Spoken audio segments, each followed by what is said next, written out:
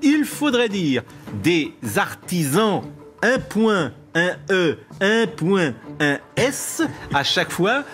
Par exemple, comme on ne dirait pas les artisans et les artisanes, on inclurait, écriture inclusive, on inclurait le féminin avec l'exemple que j'ai donné. Ça va être coton, crotonne.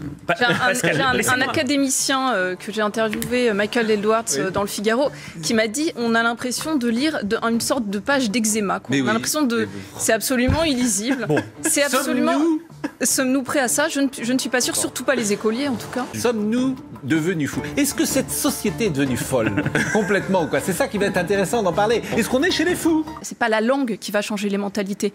Ce sont les mentalités qui vont changer la langue progressivement, peut-être. Peut-être que dans 50 ans, on aboutira à ce que vous dites, je ne sais pas. Mais aujourd'hui, c'est pas le cas, c'est pas vrai. Enfin, les mentalités ont changé la langue, d'ailleurs, la preuve, on le propose. Donc c'est précisément dans cette situation où nous nous trouvons, si ce n'est que vous la récusez. Mais qui le propose? Vous? Parce que vous vendez des formations. Personne ne le propose. Mais parce qu'attendez... Les gens qui nous écoutent, d'ailleurs, on pose la question depuis ce matin, personne n'a envie d'écrire le français comme vous le proposez. Mais personne, évidemment. Donc, effectivement, il y a quelques chercheurs. Non. Je veux dire, c'est né dans des cerveaux sans doute très sophistiqués, mais ce qui est amusant avec la langue, et là on sera tous d'accord, 77% des gens sont contre, ce qui est amusant avec la langue, c'est que tu n'arrives jamais à imposer quelque chose à la langue. Tout à fait. Et là, quand tu as un pouvoir central qui dit « boum !»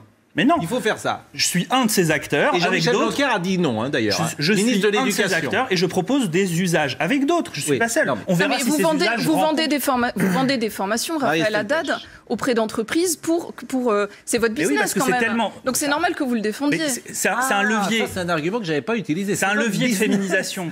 En fait, ça vous allez faire un petit peu de commerce avec ça. Bah oui, on a une activité à partir de laquelle on considère que la langue est pas juste un instrument de l'influence, c'est l'espace où on exerce son influence. C'est compliqué votre truc inclusif. Enfin non mais d'abord c'est moche. Je prends à témoin les gens qui nous écoutent et Dieu sait s'ils sont nombreux. Et franchement, ils vont dans la rue, ils vont vous interpeller après l'émission. On va pas tous écrire. Mais ça, c'est une version réduite de l'écriture inclusive.